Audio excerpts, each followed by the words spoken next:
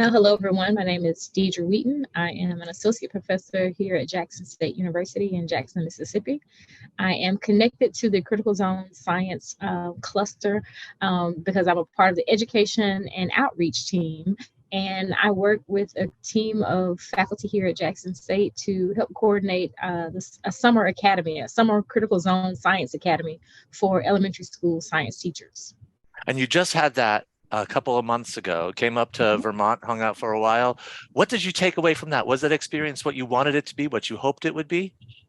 Oh, absolutely. We were able to bring three elementary school teachers with us, and we had three who were engaged in the online version of the academy. All of them said that they had a very positive experience. We were actually able to go out into the field, collect water samples, learn a little bit about some of the research that's happening up in Vermont. We were able to get a lot of resources about watersheds and helping students understand the natural environment in the places where they live. So the teachers were also able to get a lot of insight on doing place-based science and culturally relevant science. And I think that those are some really important skills that we were able to bring back and share with, that they were able to bring back and share with their students in their classes here in Mississippi.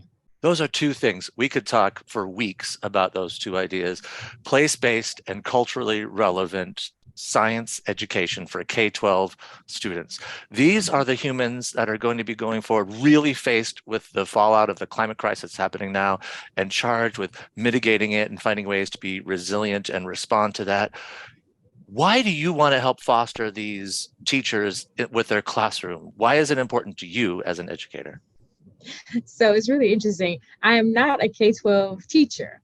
I work in a college of education, but my background and training is really in understanding race and ethnicity and broadening participation. So I came to this project as someone who really cares about educational equity and making sure that educators are able to spark interest and engagement of students in science, technology, engineering, and mathematics. So I guess I kind of came to this team in a roundabout sort of way, not from a science perspective, but from the perspective that I understand how important it is for students at especially in those early grades, to be engaged in understanding the importance and the value of science and math and technology.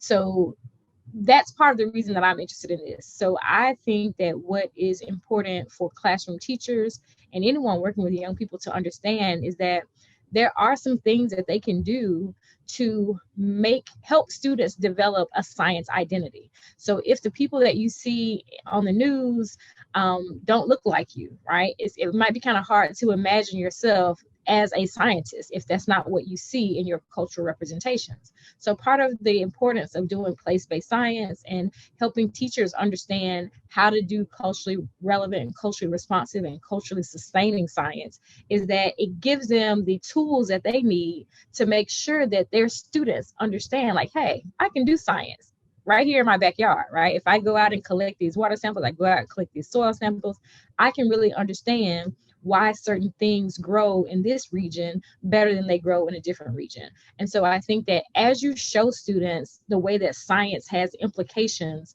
for the lives that they live right in their own backyard, it opens up their imagination to what they could do, the problems that they could solve. And I think that really is the beginning. We broaden participation one teacher at a time, one class at a time. Curiosity is such an innate feature of being a young person and a human. That curiosity can be ground down by the people around you, by the things that you see. How do you keep curiosity alive so it turns into a love for science?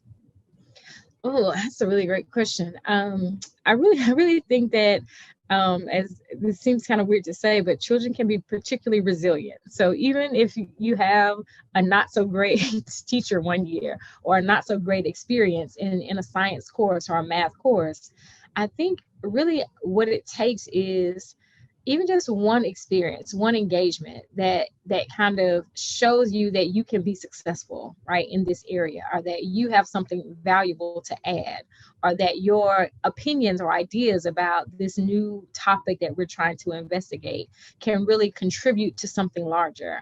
I really think that the way to keep students engaged and motivated and interested in learning about things is to just never give up on them, and I think that again, I believe there's so much power in what an educator can do.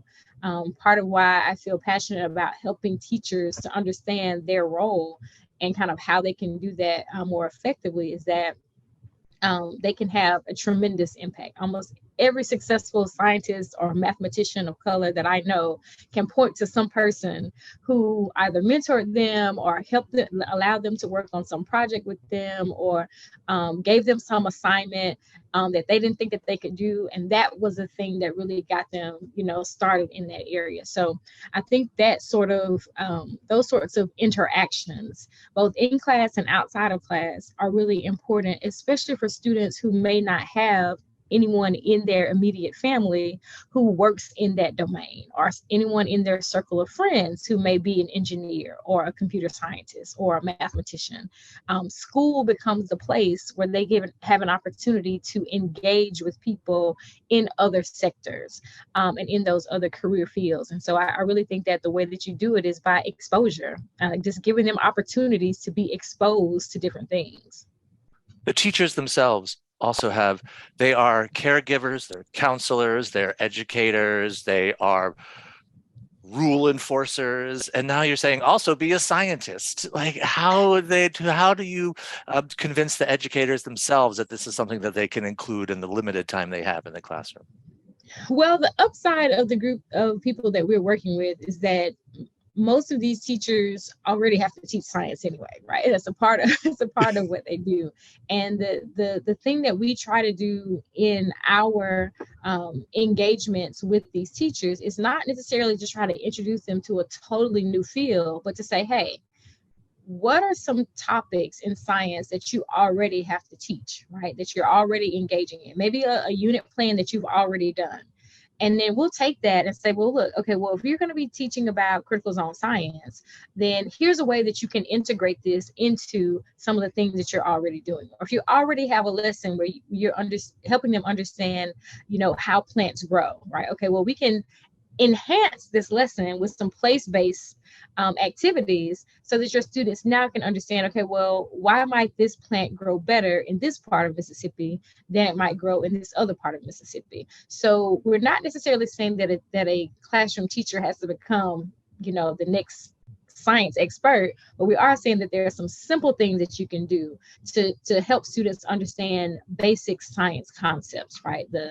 Understand and engage them in inquiry about the natural world.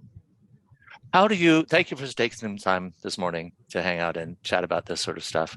My last question for you, at least for this cluster chat, is how do you stay hopeful when you see all the things that are such a struggle for people in the United States? How do you stay hopeful every day?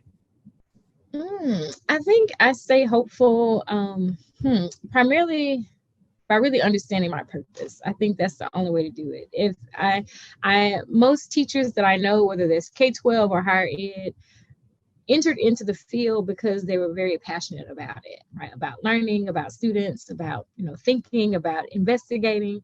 And I feel strongly that that is part of my personal purpose while I'm here on the planet, is to help make educational access and opportunities more equitably available to everyone, regardless of what their family's socioeconomic background or what their race or wherever their geographical location.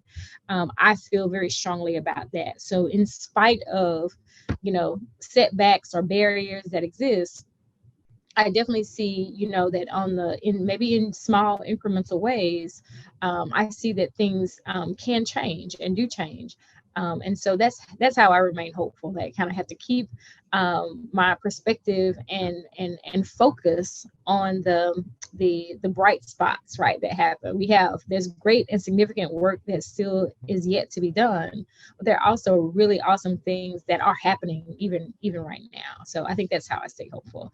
And I guess also understanding that, I'm working and operating in purpose, but also understanding that, if we lose hope, then things would be just worse. If you don't have people who are hopeful about the future and excited about the future and who see possibilities in young people, then we really are in a bad place. So I think that really is what inspires me to continue to work.